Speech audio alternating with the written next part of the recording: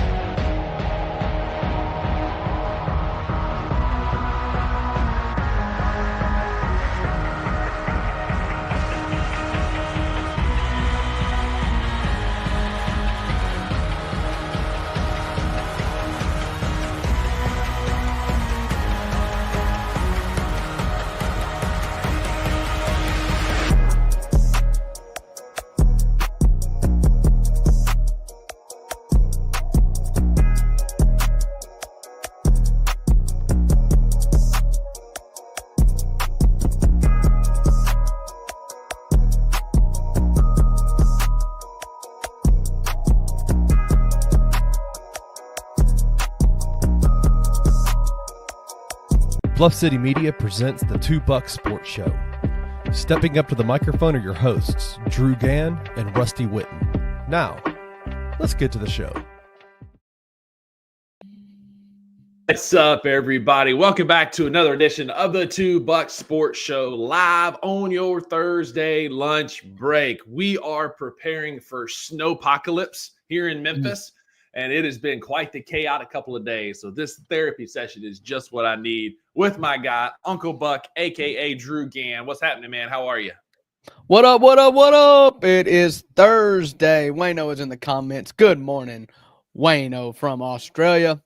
Yeah, we're preparing for snowpocalypse as well. And as a member of the Electric Power Association here in Ripley, Mississippi, we have taken special precautions and we have cleared out all of our plans for the weekend with the preparation and anticipation that we may be working a little bit. Let's hope that's not the case. We're hoping for just some fluffy snow that everybody can enjoy. No ice on the lines, no power poles coming down. We're going to have a nice, safe weekend for Uncle Buck and all the other Power Rangers out there. But if you are a Power Ranger and a lineman, listen to this. We appreciate you. Be safe these next few days. We'll be thinking about y'all as the weather turns nasty already in 2025. Wasted no time to get there. No, sure didn't. And, typically it waits till like February or March. I've got a theory that the calendar, it's not necessarily global warming as much as it has just gotten off schedule. What used to be January is now February, and what used to be February is now March. And the cold stuff is just eventually going to end up full blown in June by the time we die. Yeah, it's just climate change. The climate is just changing what months it's in. And before long, we're going to be snowing in July. Man, it is what it is. But we do have a lot to talk about today. There's a lot happening in the world of the Memphis Grizzlies, which we'll get to here in a few minutes.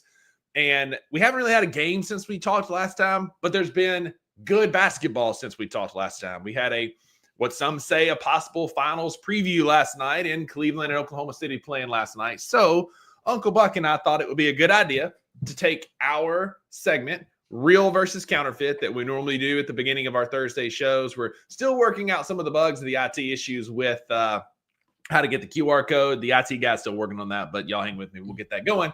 But in the meantime, we get this, Real versus Counterfeit. And so we thought it'd be good to talk through some of these teams that the Grizzlies could be facing in the playoffs in the Western Conference and the Eastern Conference. Give you our thoughts. Do we think they're a real team? Do we think they're counterfeit? What's driving them? That sort of thing. So, Uncle Buck, I'm going to set you up first. We're going to start in the Western Conference. The Oklahoma City Thunder, real or counterfeit? Well, I'm real annoyed by them, I'll tell you that. I have not hated a team so much in a long time. I'm so sick of hearing about Oklahoma City. I did watch that Oklahoma City and Cleveland Cavaliers game last night, and nobody was happier that Cleveland snapped their freaking win streak than me. Yeah, their 10-game win streak. It's not 15. They lost a game that we all watched in which Milwaukee got a trophy.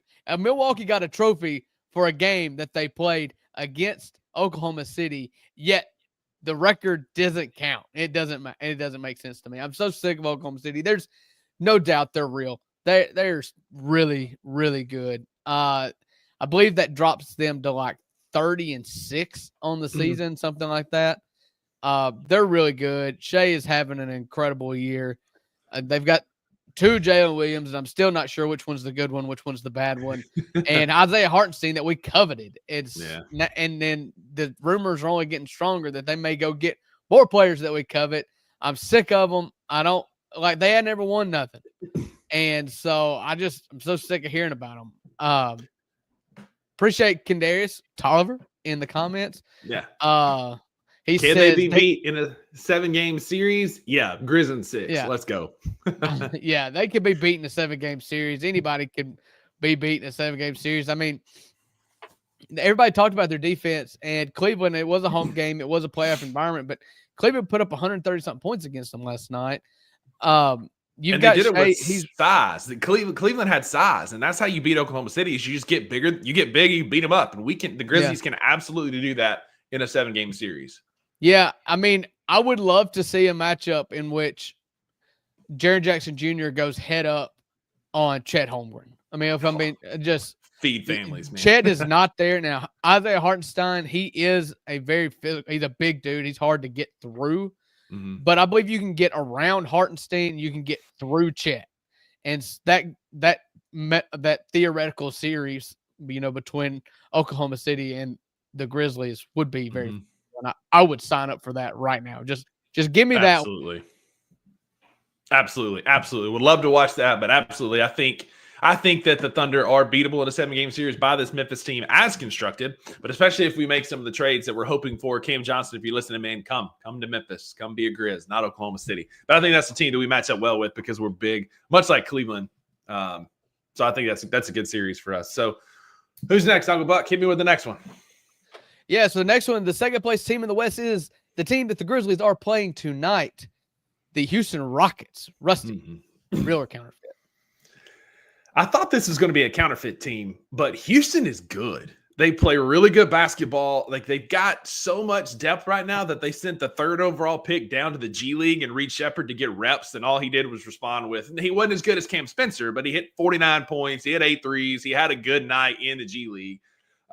Again, they're aggressive. They play very tenacious defense. I know he's weird. He's out there, but Ime Udoka, the coach, is really good. He's got those guys like the culture is there for them to win. But I don't care what Steven Adams says. Like, he has played with prime Russell Westbrook and Ja Morant. Amen Thompson is not the most athletic basketball player there is. He's athletic. Oh, man. I don't know that he's more athletic than Ja and prime Russ. But anyway, I back up. They've got Steven Adams. They've got Dylan Brooks. They have an edge and an attitude to them.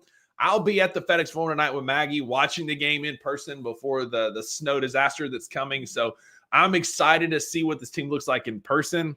Personally, I think they're real. I think they're still – I don't know that they're going to finish in the top 4 teams in the West because they're young. They still have to kind of figure their way out and what they have. But with Steven Adams as a vet president, Dylan Brooks, both of them have playoff experience with the Memphis Grizzlies.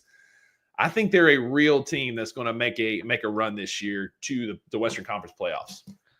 Oh, yeah, they're going to be in the playoffs for sure. And what makes them so special is Ime Udoka teams are very physical defensively. Those Boston teams were, and this Houston team is. When you've got Dylan Brooks and you've got guys with the athleticism, Amen Thompson is a top amazing 1% athlete. I'm not saying anything against him by that, but it's amazing. And he's got the best takedown move I've seen in basketball in a long time. Yeah. So I think they're good. I don't know if they can score enough points. They're in the bottom, 5 in the league on most offensive categories, but they're in the top 2 or 3 in most defensive categories. So they're the kind of team in the playoffs that you're just going to have to bully your way through. I mean, Yep. they're the team that I don't see getting swept. Yeah, exactly. I think they're tough. They're gritty. They're that team that you don't want to match up with because you circle that game, much like Memphis, because it's going to be physical. You're going to get beat up. They're going to start defending you when you get off the bus. And I mean, they're only giving up 106 points per game, which is one of the top in the NBA. Like that team, they're built to be good, but I still think they have a little bit to go. But I do think they're a real team this year. Yeah. So we talk about Memphis at length, and we'll talk about them more here in a minute. So we'll skip over them. The next one in the Western Conference, Drew, would be the Denver Nuggets. Real or counterfeit? Anytime you got the best player in basketball, it's real. I mean, it is what it is. Nikola Jokic is a 3-time MVP now. Mm-hmm. And this season has been his best season yet. And the problem with the Nuggets is they just kind of suck around him. Jamal Murray is not as good as he once was. They lost they lost Bruce Brown and the guy KCP. I always want to say DFS. Dorfin Smith, Contagious Caldwell Pope, initials. And they haven't been able to really fill in around him. They've struggled around him. However, they've gotten their way up. They're 6 games over 500. They're 6-4 in their last 10. They're just really good, and I don't want to go up against a team that's got Nikola Jokic, if I'm just being frank with you. It's just as simple as that. Agreed. You got Prime Russ coming back a little bit. He's not as athletic as he once was, but, he was telling, was it Nurkic last night they were playing? He said, or Zubac. It was Zubac. That's who it was. And he was saying, look, he said, you better block out, better box out. And he didn't. And Russ got the putback dunk. And so, he's still talking crazy. You still got Russell Westbrook, who's just a killer on that team. I like Denver, man. They're not bad. Yeah. Next is a team we just played. We just beat. They're missing their 2 best players. Dallas is reeling. They've won 4 of their last 10, but that just came off a 5-game losing streak. Mm-hmm. Dallas, real or counterfeit? What do you think about them? I counterfeit. I think they're in that. They found that, in NBA history, you have those teams, those one-off teams that make a run to the final that shouldn't be there, have a slump the next year. And Dallas is going through that right now. Listen, I love Derek Lively. Luka is one of the best players on this planet. But outside, when Luka's not playing, they're a totally different team, even with Kyrie out there. And now they don't have either one of them, and could be for a long time with Luka especially. I don't buy Dallas, man. I like Derek Lively and what they're building there with him. He's a great defender. I really will like watching him play, not against Memphis. Jason Kidd's a hard-nosed coach. Those guys are going to play hard, but I just don't buy into them without Luka. So because of that, I'm saying counterfeit. They terrify me for one reason. They're going to slide. And if the Grizzlies stay around the 2 or 3 mark and they get healthy, they're probably going to be in the play-in if they continue to slide. And both of those players miss a lot of time. They would terrify me coming out of the play-in game. Or, if the Grizzlies are the 2 seed, or you get a 3-6 matchup with Dallas, who's just getting healthy. That'd be terrifying. That'd be a worst case scenario. It's like running up against the Lakers a couple years ago when the Grizzlies were 2 seeds. Yeah. So, they are a matchup problem for us. Part of it, but it just depends. It just depends on whether or not Luka is there for me. So, yeah. All right, Pat Pickwick Jones in the chat. What's up? So he agrees with me. Finally, a doctor that agrees with me. It makes a first on the history of the 2 Bucks Sports Show in 2 years, that's for sure. But they have historically matched up well against the Grizzlies. Again, Derek Lively is a great defender. I'm simply going on the fact that we don't know when Luka's going to come back. Without Luka, they're not as scary to me. Oh, of course, yeah. Hey, if you tell me Luka's out for the season and he's not coming back, then I'll take Dallas. We'll play Dallas 42 more times, and I'd feel confident that we'd be the 1 seed, Yeah, for sure. Last up in the Western Conference before we make the move to the Eastern Conference, Drew, those pesky Los Angeles Lakers who always seem to have our freaking number in the playoffs or whenever we play them, not in the FedEx Forum, real or counterfeit? Listen, count LeBron out at your own risk, I guess. We've seen this movie before. I don't like it. I don't want to play the Lakers, and mainly because when you play the Lakers, it turns into something other than basketball. It turns into a ref show. It turns into drama. You match up good on paper. LeBron's 41, I believe now. Anthony Davis is made of glass. Like, I like it. I would, as long as we stay healthy, I like it. Shoot, I like most matchups as long as the Grizzlies stay healthy. But when you play the Lakers, it's just like, yeah, like you're playing 5-on-8. Mm-hmm. Agreed, 100%. And we always seem to have an Anthony Davis problem. I was talking about that at work earlier today. Like there's like a pantheon of Grizz killers, and Anthony Davis would be up there because him, like Tim Duncan and CJ McCollum of old, just go absolutely insane, thinking they're 18, 20 years old again and have big games against the Grizzlies. I hate playing the Lakers in the playoffs. Like, Ric Flair always says, to be the man, you got to beat the man. And I would love to beat them, but I would also love to avoid them in the playoffs because it just seems like we can't get over that Laker hump. And so they're one of the scarier teams to me. Before we move off the West, I'll just go through like teams that the Grizzlies, being a regular season success is very nice. You get a top seed, you get home field advantage. But I'm going to tell you that the Lakers, the Warriors, like, I don't want to meet them in the playoffs. And I don't want that to be our reward for getting a top seed, because the Warriors still have Steph, and Steph can still go nuclear. We know this. And Dallas, and add Dallas to that. And the Lakers, like, listen, I want a first-round home matchup against, like, I don't know, the Timberwolves. That's what I'd like. I want some reward for having a successful regular season. Yeah, we didn't see that in the college football playoff, right? All 4 teams that got a bye got beat. So give us some, like, actually reward us for hard-nosed playing. You're right. I think those teams would be – I'd love to see them in the playoffs. All right, let's quickly go through the Eastern Conference. I'll feed you one here. You tell me if you're a believer, and I think this is pretty easy. We can be quick on it.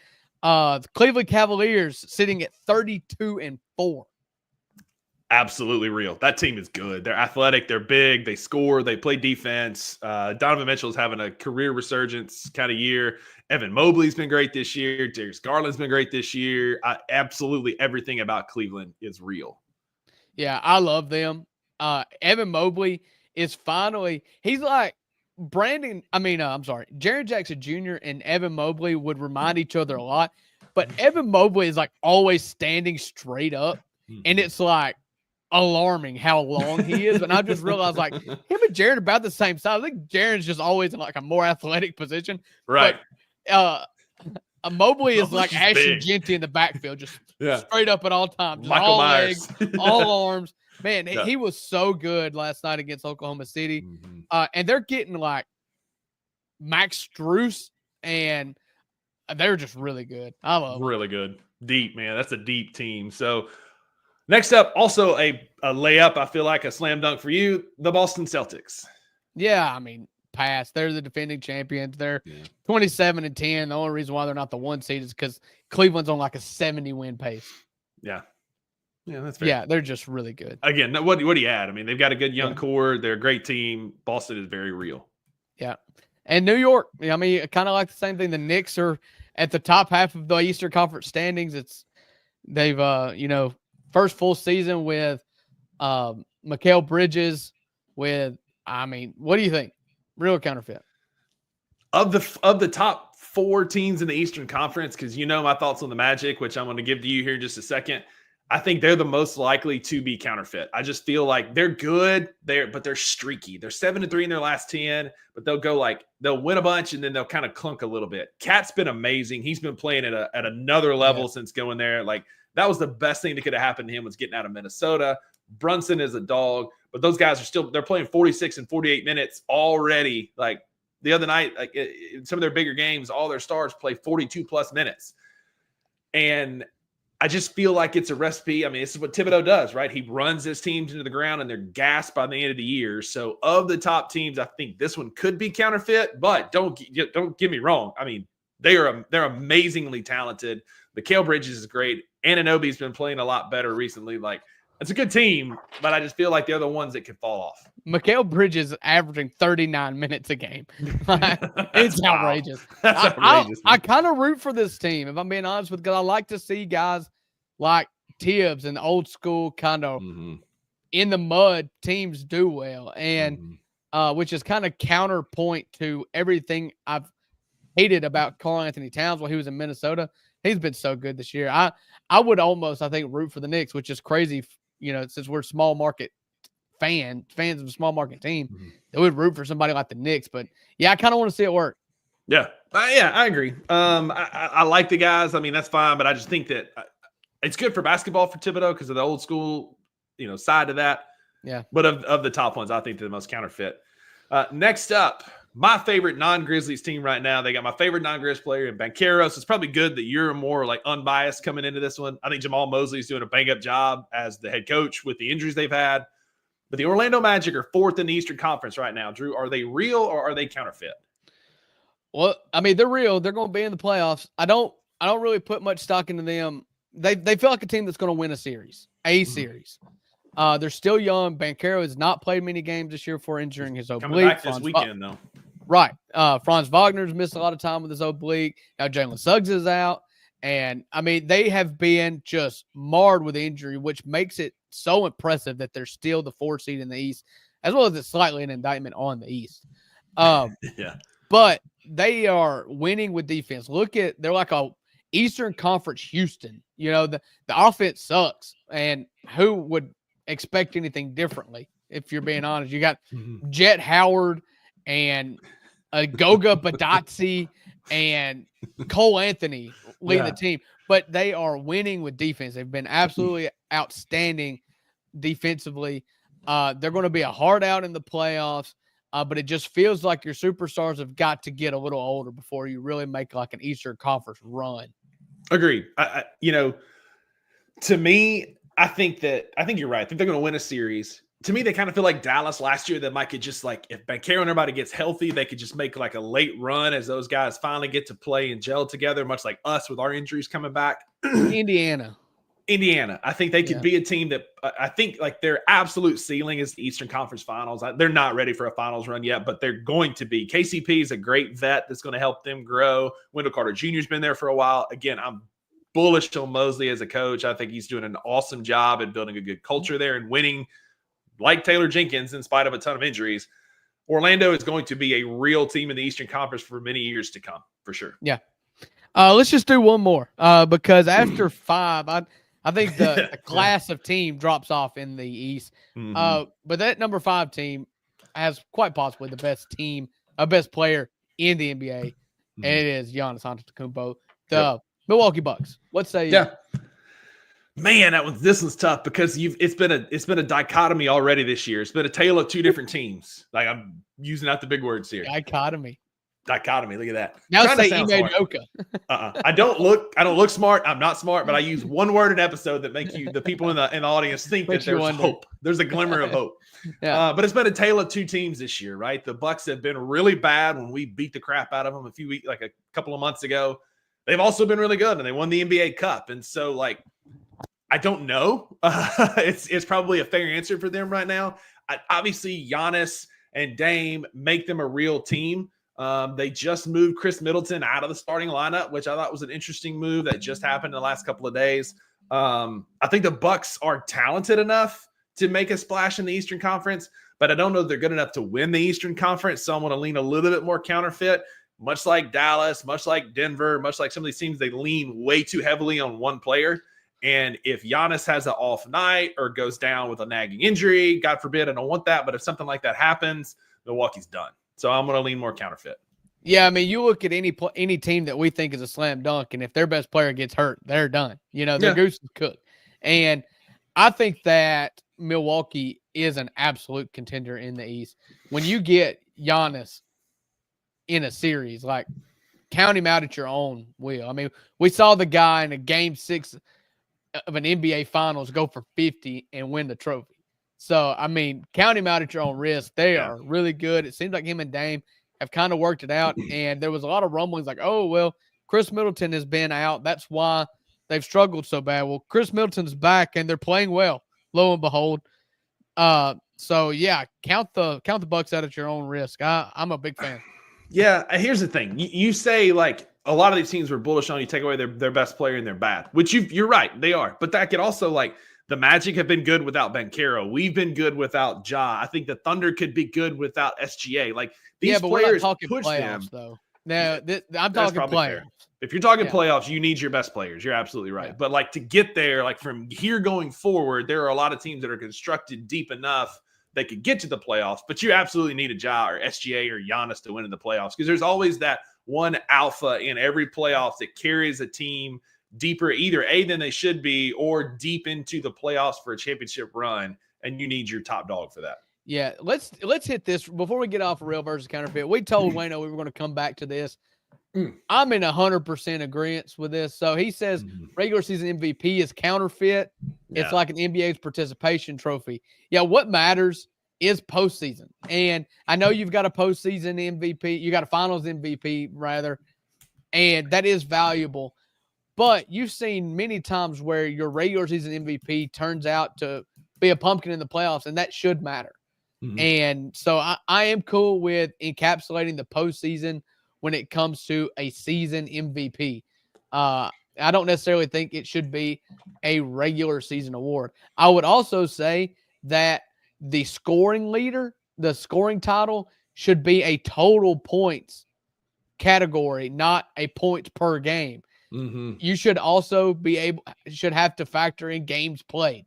Yeah, agreed. When you've got guys like Joel Embiid, who undoubtedly will average 33, 34 points per game, but only play 60 games at most, that should factor. So total points. Yeah, job's not done yet. Agreed. I think I've had the same opinion about the Heisman Trophy for a long time. Like the best players shine in the brightest moments. And if you want somebody to be an MVP, it doesn't need to be somebody on a Sixers team that's left out of the playoffs or a play-in team. Like it needs to be somebody who is the most valuable player of that entire season. And the season doesn't end when the regular season ends. There's a playoff season that begins, and that's where you can really find guys who cut their teeth and step up to the occasion. Couldn't agree more.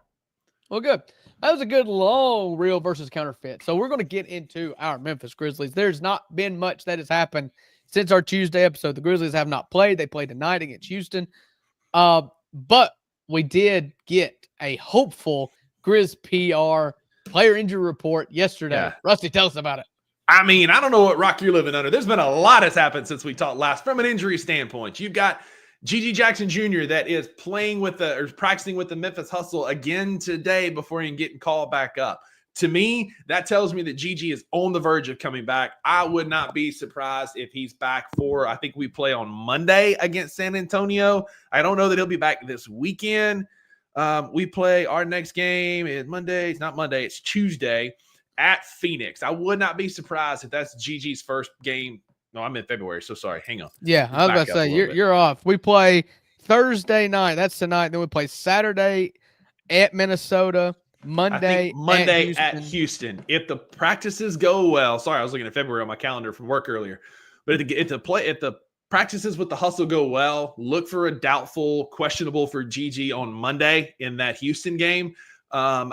It's great. It's great news because this is them trying to ramp him up in a controlled environment, in a practice scenario where he can get reps in, he can get more contact in. This is just him ramping up to be ready to go. He's still going to be under a heavy minutes restriction. This is a fifth med head fracture like this, even with a pin and screws like he got, is very susceptible to a new or a re-injury of that area because the blood flow is not that great. So there still will be a minutes restriction, but him doing these practices with the Hustle tell me they're trying to ramp him up to game speed a little bit quicker, which means maybe we'll get him back next week. Yeah, but he's not the only one that went to questionable for the Houston Rockets game today. Number 12, Ja Morant, upgraded to questionable after an AC joint sprain. Santi Aldama, coming off of an ankle sprain, is questionable. Desmond Bane, who missed the last game, questionable. Nothing would make me happier than this game against Houston tonight in the Grindhouse in Memphis, Tennessee, to have Ja, Desmond, Jaren, Santi, everybody back. Yep. Everybody not named Vince Williams and G.G. Jackson Jr. Agreed. But that's everybody. I mean, shoot, at this point, that is the team. That's who we've seen. That's who I'm thirsting for right now is Ja, Desmond, Jaren, and Santi. Absolutely. So we've missed Santi. We were talking about that at work earlier today. Like, we have missed Santi's shooting and his production. Sorry, Wayno, but we have. And like, this is absolute great news, man. I called it on last week's show, on Tuesday's show, that Ja will be back for tonight. Like, there is a chance he's questionable, so there is a chance it doesn't feel good in pregame warm-up or shoot around. But all signs are pointing to him and Santi both playing tonight, and not at a better time. You know, like the episode's called, 12 has a dial tone now. You can pick up that phone and he is there. I think we're on the doorstep of him coming back, and for a run that we've got coming. It's going to be pretty tough. We've got Houston twice. We've got San Antonio twice. Minnesota sprinkled in there. It's a tough run we're coming on. So we need Ja. You know, we've seen, and this is not Scottie Pippen hate. Like, he's been getting a lot of hate lately, but he's been a turnover machine. But we've been missing. We've really just had Pip as our only true point guard. I mean, Luke's done a pretty good job in absence. Yeah. But we've missed Ja, right? And so getting Ja back, our superstar, our leader on the court back, is going to help take the load off of Jaren a little bit. It's going to take some pressure off some of these other guys. That's what Ja does. He makes those around him better. And so getting Ja back is going to be crucial for this run.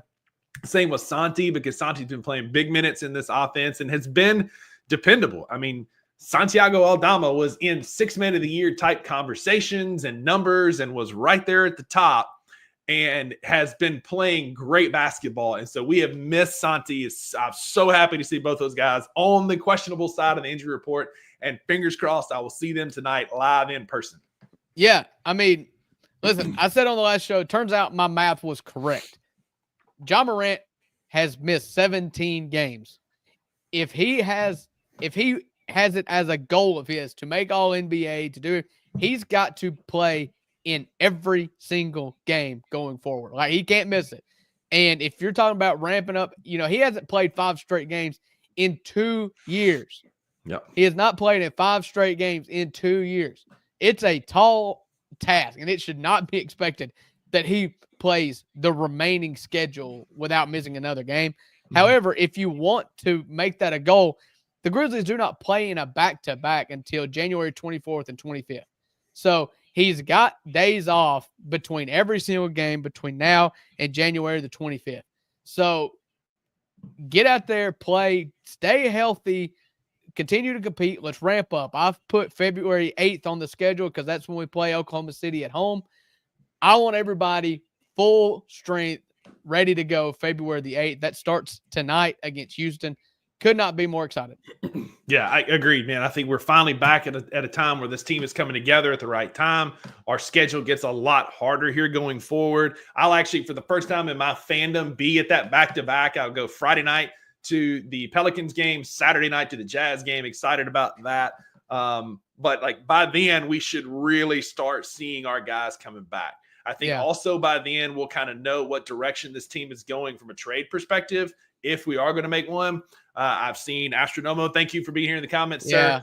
He is just littering our comments with negativity. I don't agree that it's Brandon Ingram and then predicting a Ja suspension. Like, appreciate you being here, but something's just got to be kept to yourself, my man. And that's it, man. Like, you ain't got to say the quiet parts out loud.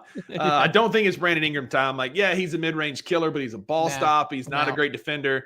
Yeah, like, I've heard rumblings that don't be surprised if the Brooklyn talks heat up. And I know that relationship's been reported to be soured and that there's been a lot of backlash after the DFS fiasco.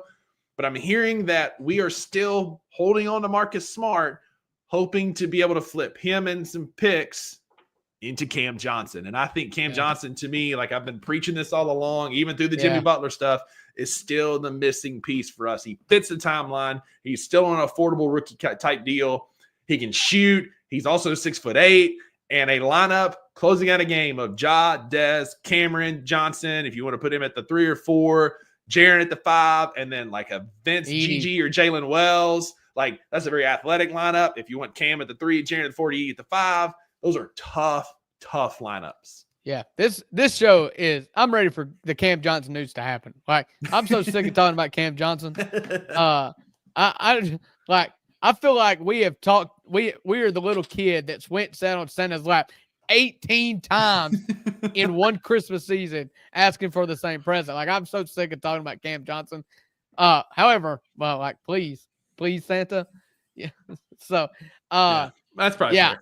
I'm glad to see everybody trending in the right direction. Gigi's getting hustle practices in, which means they're ramping him up, getting him as much practice as possible instead of tampering down and resting. Like they're throwing him in the fire as many times as possible. Love to see Gigi news. Love to see Ja coming back. Santi, I mean, it's great. Yeah, agreed. Yeah, I mean, right here, like, again, Dr. Jones, thanks for being here, sir. We agree. Small market, he's not getting the credit he deserves, but Santi, like, most improved player is definitely, at least for the Grizzlies, if not in the whole NBA, just what he has done. His arc has been incredible. I know Wayno is punching air right now, but the way he has improved this year has been nothing short of legendary for the Memphis Grizzlies. Right. And the thing is we have been the beneficiary from a flawed outlook for most improved player. Like Ja Morant should not have won most improved player because he's the number 2 pick in the draft. Santi is the candidate, though. Like, he is the model candidate for most improved player. I think he should be in the 6th man of the year category. I think he should be in the most improved category. And as Pat says, career highs in steals, assists, 3-point shooting percentage, field goal percentage, and rebounds. I mean, what say you, Peyton Pritchard?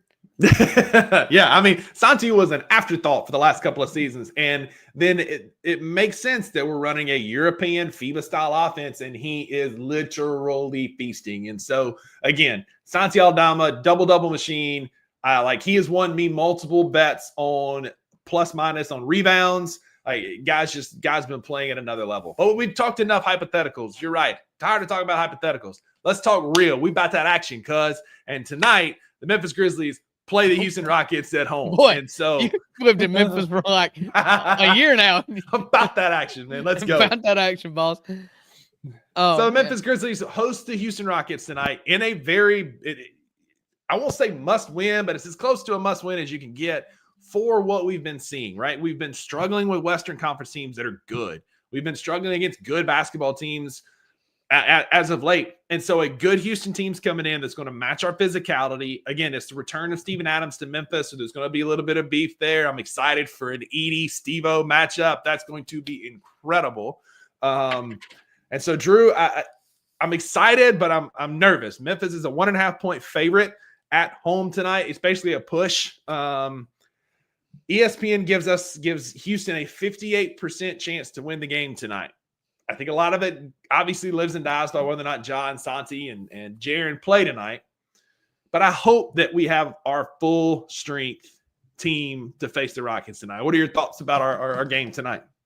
Listen, I'm a broken record. Like, I feel like all we do is talk about Cam Johnson, and all I talk about is wanting the Grizzlies to win a big boy basketball game.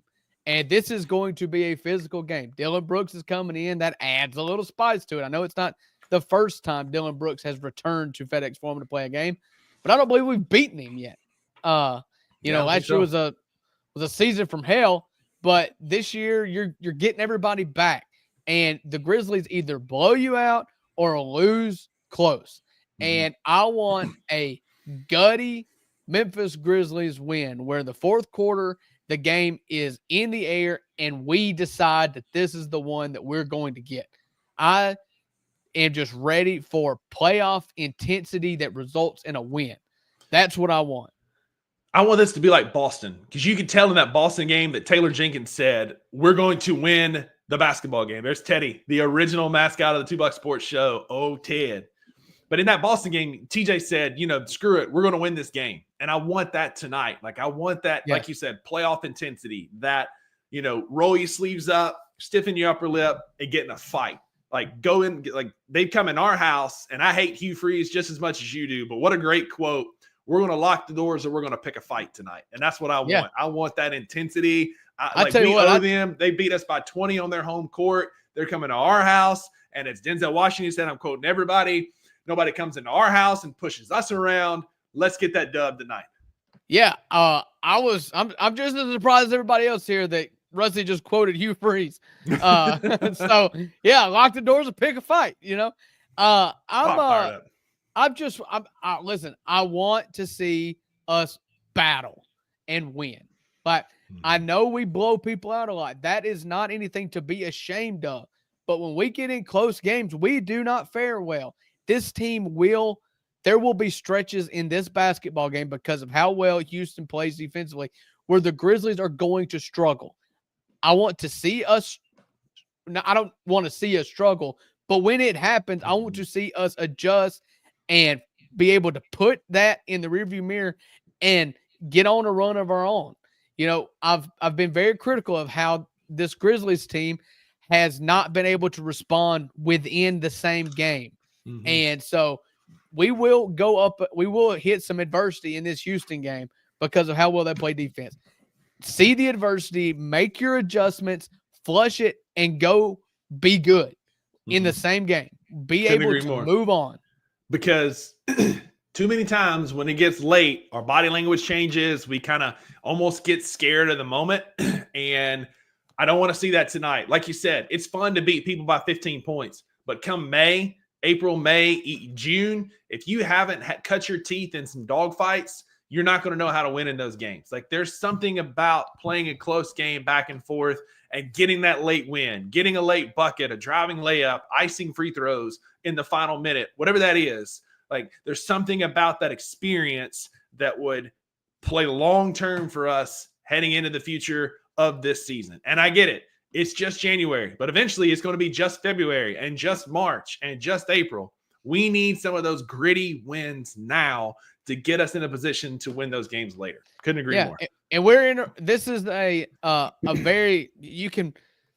is a key game because you're getting your guys back. Now I know you can ramp up. I don't know what they're going to look like, how many minutes they're going to play. I don't know, but you got your guys, and so go out there and play well, and start this next streak. You've got your homes. You got a 2-game homestand now, and then you're going to go on the road again.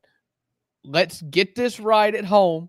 Get your wins, and then this next road stand is another tough one. You go to Minnesota. You got 2 games at San Antonio, in which you're going to go up against Wemby. Like, let's just continue the positive. Let's get back the mojo here, and go on a run. Yeah, Wayno here. Before we move on to our last segment, this is hard. It's the Lakers. The Lakers is the right answer because the Warriors are they're fading out of existence. They're not really what they used to be, though. I like Draymond going on his podcast again saying there's no real beef there with Zach Edey. It's because Zach Edey punked you on TV. That's why there's no beef there. He's such a good troll. He came after the first time we played the Warriors, and he took down Zach Edey. He called Edey soft and said Janky Taylor Jenkins was making soft players by complaining about it in the media, as Draymond Steve Green Kerr does it all in the media. Yeah. And then the next time they play, Draymond tries Edey one time and Edey doesn't budge and pushes back. And then he says he overcompensated because, how do you win? He is such a good troll. Elite level troll is Draymond Green. You can't help but respect it a little bit. Yeah. And so, but yeah, the right answer is the Lakers. So, but we got a new segment for y'all. We're going to close out the show with. It's called Before We Talk Again. As we call 12 coming back tonight, we've got 3 games. We've got tonight at home against the Rockets. We've already talked about Saturday. We play at Minnesota, the face of the NBA against the phony face of the NBA.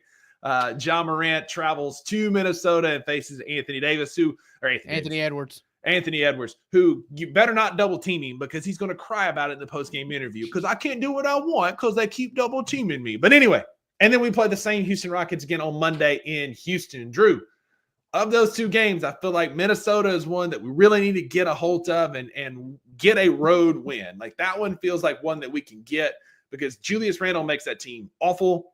Ant is crying in the media. There's clearly some choppy seas happening in Minnesota. And I feel like that's the one we need to go get on the road. Yeah, so Minnesota's definitely struggled. And one of us said that they would struggle at losing Cat and getting back Julius Randle and Dante DiVincenzo. This team just doesn't have enough around Anthony Edwards right now. And Anthony Edwards is not mature enough as a player to adapt to people double teaming him. He says the truth. It's no fun to pass the ball. I want to shoot. I'm 23. Who amongst us does not agree with that? However, he's got to figure out how to play the cards that he's dealt. And they're just not doing a good job of it right now. there is smoke there. There's the Mike Conley thing. They just benched Mike Conley, which makes me want to beat them even worse. So that's the. I don't know which one's easier to win, Houston at home or Minnesota on the road. I don't know, but go and win 2 of them. Yeah, I mean, that's it. I think you beat Houston at home, you win at Minnesota. Like, it's going to be hard to beat Houston in Houston. They blew us out by 20 earlier this year. But maybe we can go get that one. That game's on NBA TV, by the way. We've got a few games coming up. They're going to be nationally televised. The NBA TV game on Monday with the Rockets. Friday, the 17th of January, the Spurs is on ESPN. And then obviously the MLK Day. But this is one of our first nationally televised games. Shout out Wayno. Appreciate that. And to Wayno's pops on the phone there. But agreed. The Minnesota feels like a game you got to go win. There's a lot of dissension in the ranks there. I want him to go out and double team Ant some more and make him complain more, because like there's blood in the water now, right? Like, you put it out there that you don't want us to double team you. Like, I'm going to double team you all night and make you cry more. Well, and the big game winner that Ant hit against the Clippers a couple nights ago was because James Harden half-heartedly tried to double team and he just kind of sidestepped for a deep 3. Yeah. And Anthony Edwards is that dude. They're still really good. They still got him, and he's going to win them a lot of games. However, number 2 for them is Julius Randle, and I can't think of a worse one. And number 3 is Rudy Gobert. And I can't think of a worse one. About the French, you know? So, go win.